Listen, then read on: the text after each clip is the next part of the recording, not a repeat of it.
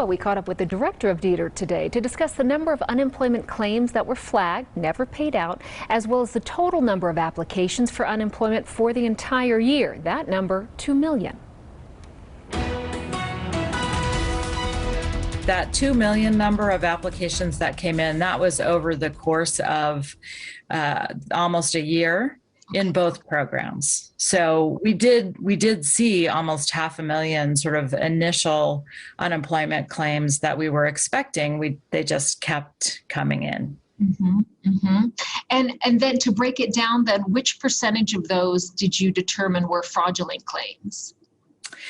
So if you just think about that sort of number, we were expecting 500,000 folks to apply and be, legitimate claimants, and that they didn't all necessarily meet the criteria because they're fairly stringent criteria to be qualified for unemployment.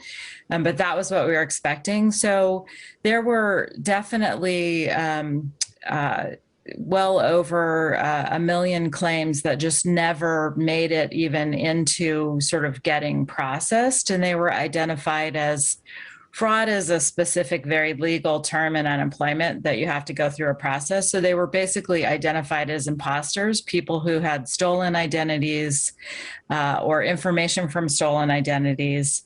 And a lot of those were flagged as imposter claims and never paid. Like there were well over 1 million that were never paid.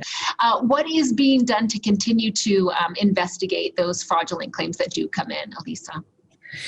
So there are a couple of layers, and we've said all along our focus really is on trying to get eligible folks paid the benefits that they're qualified and eligible for.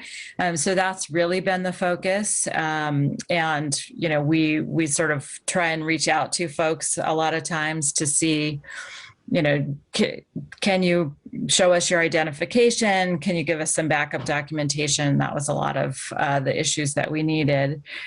We have put in place some security measures that folks are familiar with, like ID.me. That's a third party business that verifies identities, and they're used by, I think, over 20 states are using them now, and the federal government uses them. So it's a pretty consistent, way to approve folks' identification. Elisa adds that they are working with the federal government and the U.S. Attorney's Office on those imposter claims. These are the duplicate applications filed in our state as well as many others across the country.